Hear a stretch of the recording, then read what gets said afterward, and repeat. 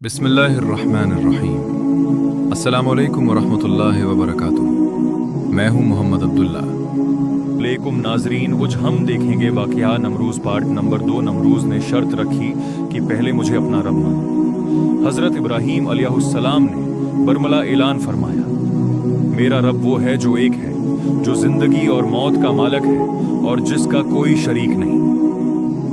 یہ سن کر نمروز طیش میں آ گیا اور آپ کو دربار سے نکال دیا۔ ناظرین، ایک دن نمروز نے حضرت ابراہیم علیہ السلام کو دوبارہ دربار میں بلایا اور مناظرہ شروع کیا۔ نمروز نے کہا، بتاؤ تمہارا رب کون ہے؟ حضرت ابراہیم علیہ السلام نے فرمایا، میرا رب وہ ہے جو زندہ کرتا ہے اور مارتا ہے۔ نمروز نے 2 قیدی منگوائے، ایک کو چھوڑ دیا اور ایک کو قتل کروا دیا اور بولا، دیکھو میں بھی زندگی اور موت دیتا ہوں۔ حضرت ابراہیم علیہ السلام نے فوراً فرمایا، میرا رب سورج کو مشرق سے نکالتا ہے، اگر تو سچا ہے تو اسے مغرب سے نکال کر دکھا۔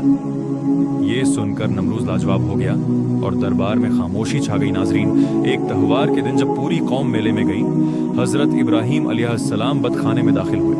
وہاں موجود تمام بتوں کو توڑ ڈالا، صرف بڑے بت کو چھوڑ دیا اور اس کے کندھے پر کلہاڑا رکھ دیا۔ جب قوم واپس آئی تو کہرام مچ گیا۔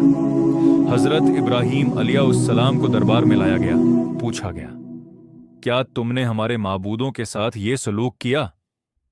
آپ نے فرمایا، یہ کام تو اس بڑے بت نے کیا ہوگا، اگر یہ بولتے ہیں تو اس سے پوچھ لو۔ قوم شرمندہ ہو گئی، مگر زد میں آ کر سزا کا فیصلہ کر لیا۔ ناظرین، فیصلہ ہوا کہ حضرت ابراہیم علیہ السلام کو آگ میں ڈال دیا جائے۔ برسوں تک لکڑیاں جمع کی گئیں، ایک عظیم خندق تیار کی گئی اور ایسی آگ جلائی گئی کہ کوئی پرندہ بھی اس کے اوپر سے گزر نہ سکے، کیونکہ آگ کے قریب جانا ممکن نہ تھا۔ اس لیے شیطان کے مشورے سے دنیا کی پہلی منجنیق بنائی گئی۔ حضرت ابراہیم علیہ السلام کے ہاتھ پاؤں باندھ کر منجنیق میں بٹھایا گیا۔ آپ نے فرمایا، حسبی اللہ و نعم الوکیل۔ ناظرین، جیسے ہی حضرت ابراہیم علیہ السلام کو آگ میں پھینکا گیا، اللہ تعالی نے فرمایا، اے آگ، ابراہیم پر ٹھنڈی اور سلامتی والی ہو جا۔ وہ دہکتی آگ گلزار بن گئی، چشمے جاری ہو گئے، پھول کھل گئے اور حضرت ابراہیم علیہ السلام مکمل سلامتی کے ساتھ بیٹھ گئے۔ فرشتوں نے مدد کی پیشکش کی، مگر آپ نے فرمایا، میرے رب کو میرے حال کا علم کافی ہے۔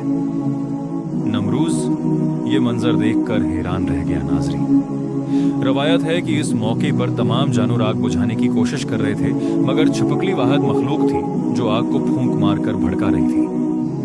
اسی وجہ سے نبی کریم صلی اللہ علیہ وسلم نے چھپکلی کو مارنے کا حکم دیا۔ آخرکار نمروز ایک معمولی مچھر کے ذریعے ہلاک کر دیا گیا، جو اس کے دماغ میں داخل ہوا اور ذلتناک انجام کا سبب بنا۔ حضرت ابراہیم علیہ السلام حق پر ثابت قدم رہے اور اللہ نے اپنے نبی کو دنیا و آخرت میں سرخرو فرمایا۔ ناظرین، یہ واقعہ ہمیں سکھاتا ہے کہ حق کا راستہ مشکل ضرور ہے، مگر انجام ہمیشہ کامیابی ہے۔ مولا الرحمن الرحیم۔ السلام علیکم ناظرین، اج ہم دیکھیں گے واقعہ نمروز پارٹ نمبر 2۔ نمروز نے شرط رکھی کہ پہلے مجھے اپنا رب مانو۔ حضرت ابراہیم علیہ السلام نے برملا اعلان فرمایا، میرا رب وہ ہے جو ایک ہے، جو زندگی اور موت کا مالک ہے اور جس کا کوئی شریک نہیں۔ یہ سن کر نمروز طیش میں آ گیا اور آپ کو دربار سے نکال دیا۔ ناظرین، ایک دن نمروز نے حضرت ابراہیم علیہ السلام کو دوبارہ دربار میں بلایا اور مناظرہ شروع کیا۔ نمروز